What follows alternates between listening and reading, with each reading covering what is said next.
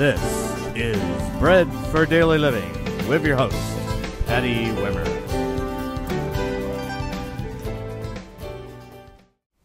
This is Bread for Daily Living, and I'm your host, Patty Wimmers. And today we're going to talk about this you can trust in no matter what. You know, today it's very difficult. People are trusting in money, and then they're finding out that they don't have enough. They're trusting in leadership, and they're finding out that the leadership is not making wise choices for either for your business where you're working, for a school system, for the nation, or even for what country you live in. You put faith in, oh, I know, I'm going to trust my husband. No, I don't think you can do that all the time either. And maybe your husband, you're saying, oh, I trust my wife with everything. I don't know about that either. You know, oh, I trust my pastor. Well, let's hope you can, but there is one you can definitely trust, and that's Jesus. That's the Word of God. Everything in this Bible is true, it's accurate, and it works. And it works 100% of the time. If you can submit to God, resist the devil, he will flee. If you can trust, lean on, and be confident in what he says. If you can just say, I trust Jesus. I know this is going to work out. He says all things work together for good for those who love you and called according to your purpose. You know, you may wonder, why are these things happening to us? I remember Louis Palau once. I was listening to him at Coral Ridge Ministries. It's been a long time ago. And he said his wife had gotten cancer. And he was asking, why, Lord, why? And God said, no, ask what? What is it you need to learn in this? God does not send the bad things. Sometimes they're through choices that we make. We make choices that sometimes end up with something that we really don't like or that is unpleasant. Sometimes we make good choices, but the other people on the other end decide to make bad choices. And you can't really ask why, but you can say, Lord, what is it that I need to learn from this, and how can I get a hold of you to get me through this? You know, sometimes when you go on a trip or something, you get to a detour sign and you're like, oh, wow, this is really bad. I don't know what it is with my husband. Anytime we go on a trip, a road trip, years ago, he doesn't do a lot of driving right now, but when we did, he always ran into a detour sign. You can ask my son, it just without fail. Oh, there's a detour. It didn't matter what trip we came on, every year, we'd end up with a detour sign. But if you followed that detour sign, if you followed it exactly the way, so sometimes there's detours in your life, and you have to take a side trip. You have to go through whatever it might be.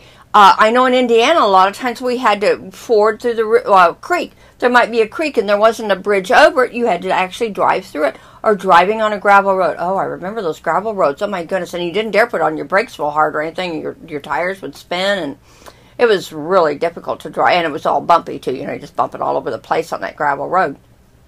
But if you followed it, you eventually got to my cousin Jewel's house. And that was a farm, and we had so much fun there as kids. But you have to follow that detour sign, because sometimes the road is out. Sometimes things happen in your life that you don't like.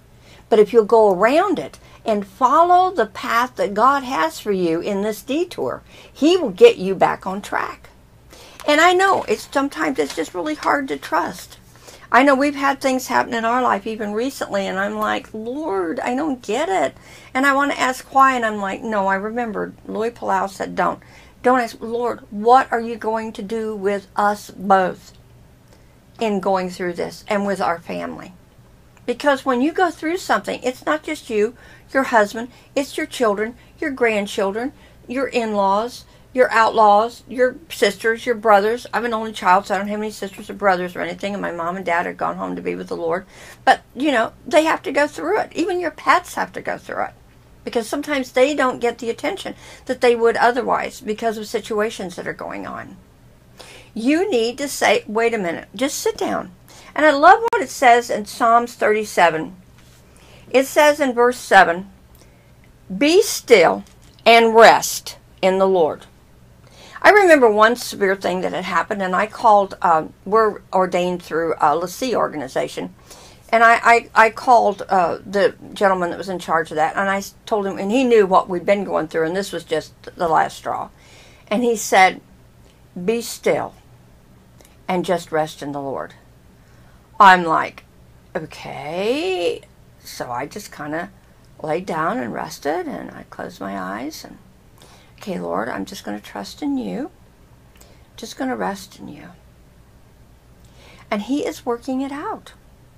It's not something that's going to happen overnight. Sometimes you can get a miracle and it's just an overnight thing. And I have had that happen. I really have. And sometimes it's a long duration. Or sometimes it's his keeping power. With my husband, it's his keeping power. With the dialysis, when he goes in for the testing, they're all amazed because his levels are all normal. And he doesn't have to take as much of the liquid or that they take for peritoneal dialysis as many of the others do. And we believe it's because of this. God sent his word and he healed them. And maybe it's not exactly the way we would like it. And some say, well, you just need to pray more. You need to have more faith. That sounds a lot like Job. Remember, they came to Job. Oh, Job, what did you do wrong? What sin did you commit? We are so quick to judge. Even the pastor this morning was talking about that at church. That we are so quick to judge, and we always judge negatively. I don't know what it is, but we do that. We just judge negatively. And he told a story about twins. And that one twin, I'm just going to make a short story out of it here.